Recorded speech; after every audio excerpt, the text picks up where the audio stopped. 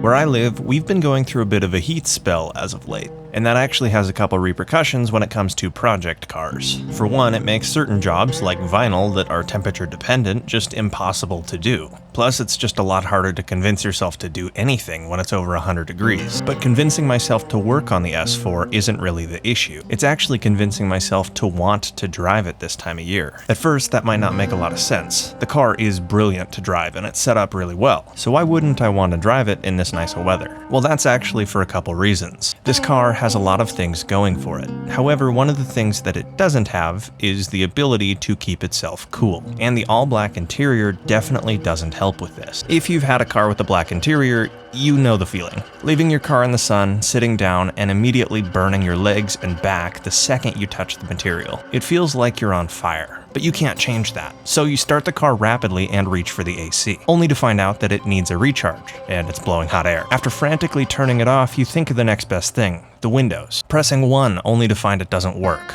followed by another, which also doesn't work, and finally, another. It turns out this car's only saving grace happens to be the window that isn't even near you.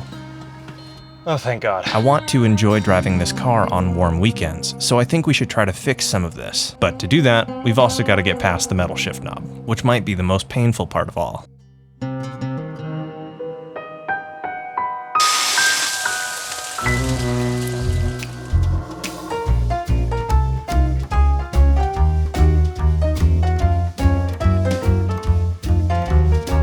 Today is not about one specific install, it's actually just about the car in general. I want to drive the car more, and this time of year, the only way to do that is going to be to make it more livable. It's genuinely just too hot to drive it without any way for it to keep itself cool. And I figure now is also the only weekend I'll get to do this for a while, since the S4 will not be able to drive over the construction when they tear the road up, which, from my observations, is happening rather soon. So if we're treating this weekend as a last call before construction to work on the S4, there's a couple things that I want to improve. And I think we're going to prioritize things that make this car livable, since it'll be the daily during our larger TT project. So the car itself is absolutely awesome. It does, however, have no way to keep itself cool, so the entire time you're driving it in warm weather, you are absolutely drenched. But I also don't think we should limit our improvements to exclusively things that cool the car down. There's a couple small things I want to throw in there too. So in other words, it sounds like a fantastic time to make a list. That way we know what to do and what we've done.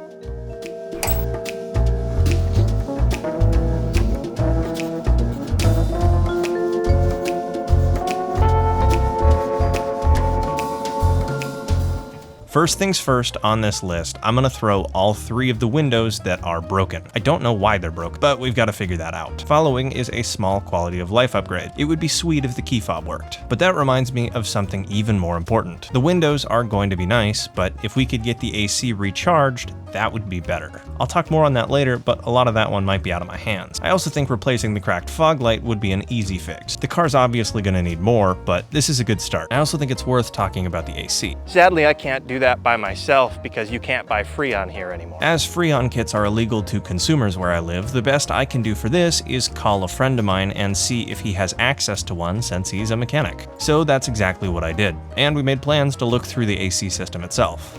Since we're waiting on that, in my case, the next best thing is going to be trying to get some of the windows to work a little bit better than they are now.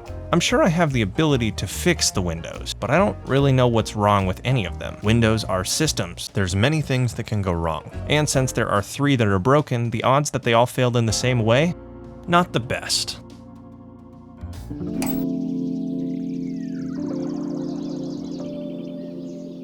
For reference, I've never worked on Windows before, nor have I tried to diagnose window errors. Sure, I could look online for a template for how they work, but I have a working window. So I figured the best way to learn about how they work is to look at a working system. So I took my trusty screwdriver and dismantled the door card for the window that is working. I figure if the other windows look fundamentally different or broken when compared to this one, then we've at least narrowed down our problem a little bit. Plus, the door cards take maybe a minute to remove, so there's no reason not to do this. And once you lift the door card off, you can start to see the system behind it, and the reason why Windows can fail in a number of ways. The first thing you're going to notice is the window motor itself. This is pretty straightforward. It's connected to the battery and to the switch on the door itself. This is the motor that drives the window up and down, but that window is on rails and driven by cables. That's what's known as a window regulator, and you can kind of see it behind here. It's the black tube that crosses in the middle, along with the rails on the side that the window slides up and down. There's three main issues that can happen. The cables on the regulator like to get bunched up and or snap, the motor could be simply burnt out, or there's an electrical issue before the motor. But let's try not to overcomplicate it. If the motor and electronics controlling that motor are working, we're going to be able to hear it. After all, electric motors aren't silent. If they're moving at all, we should be able to hear it. So my first step was listening.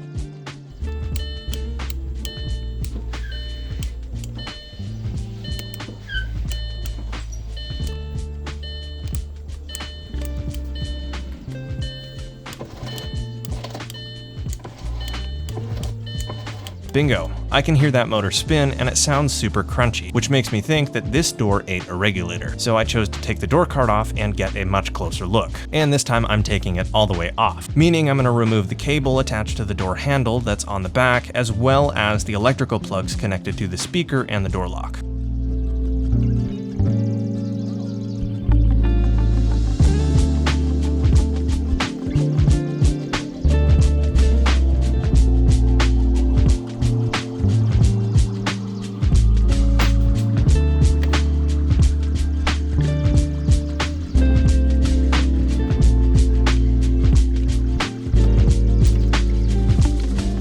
Immediately looking at this regulator, you'll notice that something isn't right. This cable is not supposed to be loose, and furthermore, it's supposed to actually be attached to the other end of the cable, in a loop. Otherwise, the motor isn't going to spin anything. So this Windows issue is actually pretty easy. We just need to replace the regulator, meaning we got to take the door apart even more. There are 2 Torx bolts on each side, and then with those removed, pretty much the entire guts of the door itself will just pull straight up.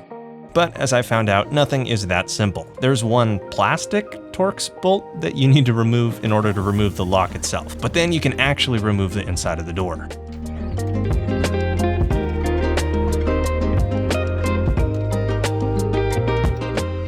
I set the inside of the door on the trusty table to get a better look at it, and you can definitely tell it's been thoroughly chewed up. It's a little bit of a stereotype online that Volkswagen-based cars are a tad prone to eating their own regulators, and my car is not exactly disproving that so far.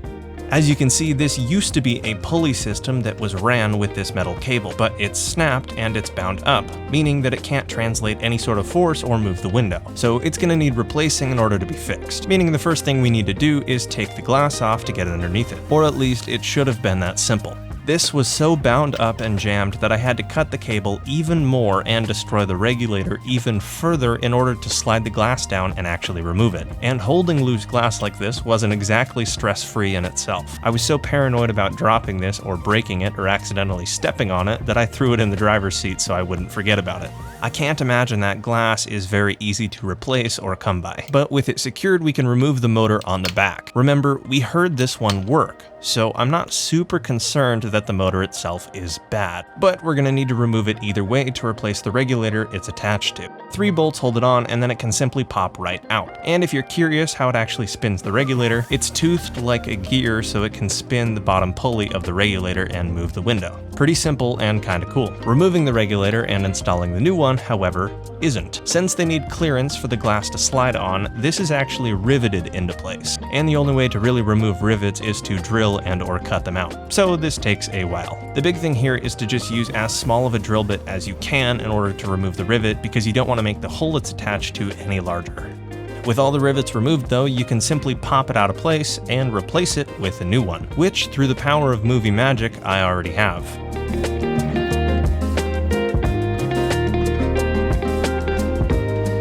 And while removing rivets is really annoying, installing them is incredibly easy. You simply put the pop rivet in the rivet gun, place the rivet into the hole it needs to be in, and then pump the rivet gun until it snaps. Then the rivet is in place, and so is the object. I've never really used them before, so it took a second for me to get the hang of the rivet gun, but as long as you hold it straight, it's pretty straightforward.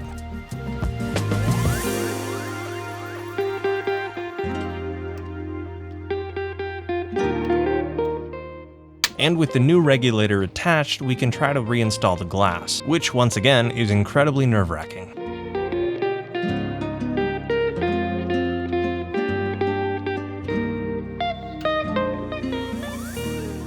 And if you're curious, this is how a regulator should slide, up and down the tracks with little to no effort, unlike the old one. I also feel like it's worth pointing out just how strange of a feeling it is to screw into glass. The whole time I was worried about tightening it too much and tightening it not enough. Too much it'll crack, and not enough it's going to vibrate, and we're going to have to take the whole thing apart again. So I strove for a happy medium. After that, we were on the reassembly phase. I tossed back in the motor and then took everything and tried to reinstall it into the door itself. And this took a ton of finagling to get right.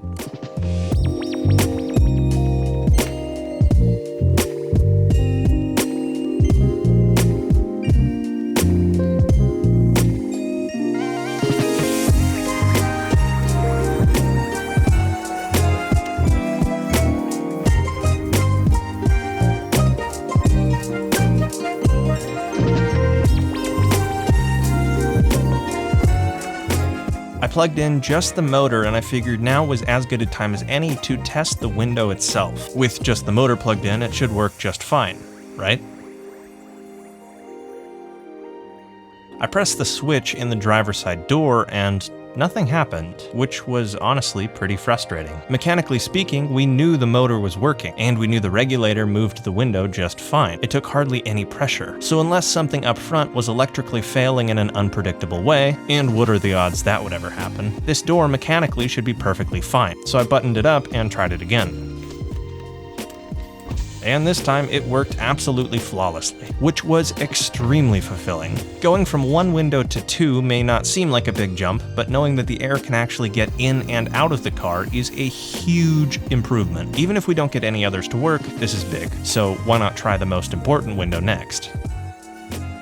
The driver's door is the most complicated door, not necessarily because its regulator is more fancy, but because it has a lot more switches on it, meaning there's a lot more room for electrical problems. We also don't know for a fact that the driver's door motor is working or not. We didn't hear any sort of feedback when we pressed the switch on the door, so rather than taking the entire door apart first, I figured we should pull the motor since we have access to it now and take a look at what's underneath it. From the outside, the regulator doesn't look nearly as chewed up as the one in the rear. Then again, the front regulator is a different style, and the cable isn't exposed, so who knows what's hiding underneath the motor.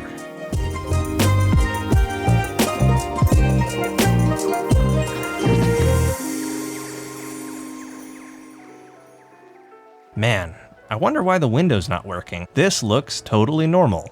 Not.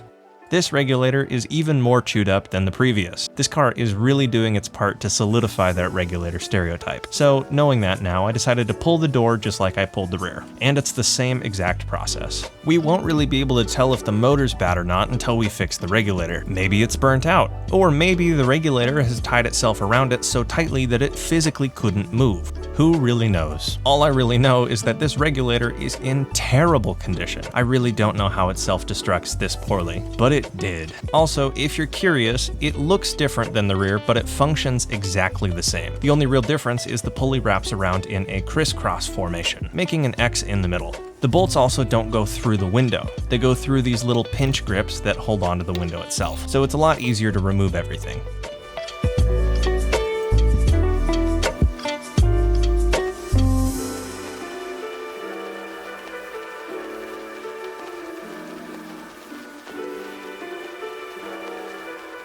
I also noticed very quickly that more than just the regulator was busted. Pretty much all of the rivets holding this regulator onto the door itself were no longer there. It was pretty loose, so rather than drilling everything out, everything just kind of snapped off. So once the glass was safely tucked into the driver's seat, we came back to the internals of the door and got to destroy stuff, which was pretty fun. The only thing really holding the regulator on was these two bolts at the top. It's a little weird they use bolts and rivets, but what do I know?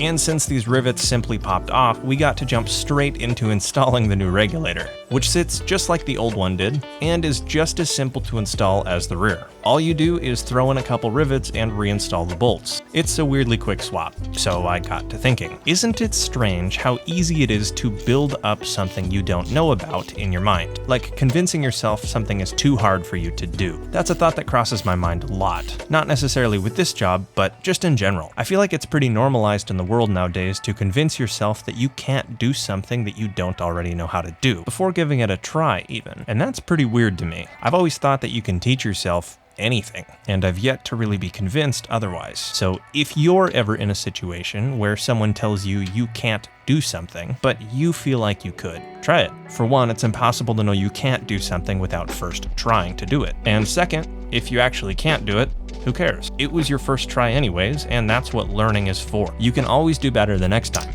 and that's kind of the whole point. I'm kind of losing myself in a train of thought here, but all I'm really getting at is don't convince yourself you can't do something you've never tried to do. You can do a lot more than you think.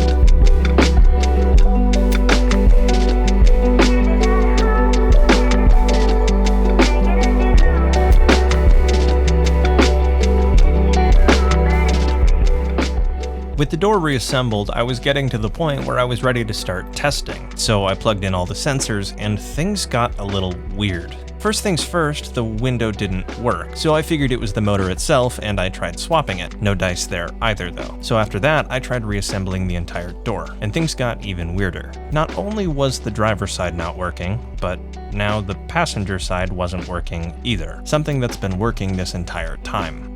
Strange. I even tried the rear window that we just fixed, and that one wasn't working either. So I guess we went from one working window to two back to zero. I spent a really long time trying to diagnose this, and the solution I found was actually really weird. Do you remember from earlier in the episode after we fixed the rear window and it was working intermittently? What if that wasn't a fluke? What if the switches in the front door were the issue? After all, the lights behind them were off and on the regular. Normally this would be game over, because finding something like this last minute would be near impossible. But if you're an OG to the channel, you'll remember that we replaced these door cards. So I actually have another one, so we can test it right now.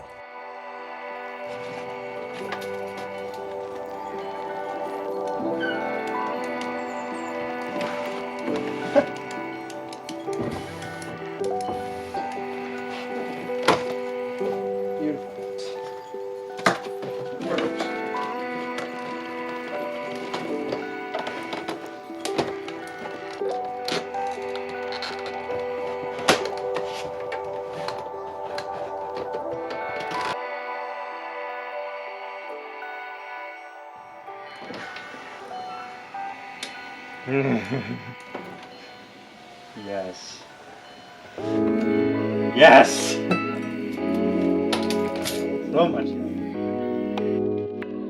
Kind of a weird solution, but I'll take it. That's the kind of issue that could be very difficult to diagnose in the future, especially when they stop working randomly. So I'm grateful we stumbled into that issue. Sadly though, we ran out of time for the day, so I had to swap cars so the S4 didn't get stuck in the garage, and then it finally hit me that this would be the first time I had ever really heard this car with the windows down. A little late into this car's ownership, but I'll take it. I'm also especially glad that we fixed the driver's window specifically, because that is the most important in keeping you cool when you drive without AC. So even if we have to wait a little bit to recharge it, this makes the car drivable again. While we're out here, and before they completely tear up the road that this car was basically built on, we should do one final improvement. This fog light has been cracked as long as I've owned the car, and I've wanted to replace it. I haven't, not for the lack of wanting to. I haven't because I simply have not been able to find a replacement. Apparently these cracking is fairly common, so the only way to get a replacement is to find a used one. And even though this one isn't perfect, it is better. So I am ecstatic. In other words, it was time to take this car on the first drive with the window down. It sounds a little weird saying it like that, but if you've had a car in a similar situation, you will completely understand. The car sounds a million times better through the window, and it's drivable in this kind of heat. So to be brutally honest, I couldn't be happier. We still have a number of things to check off on this car's list to make it better. We have one more window to figure out, along with a couple other quality of life upgrades, such as the AC and pairing the key fobs. But overall, I'm stoked with the progress we made today, and I'm very excited for what's on the way.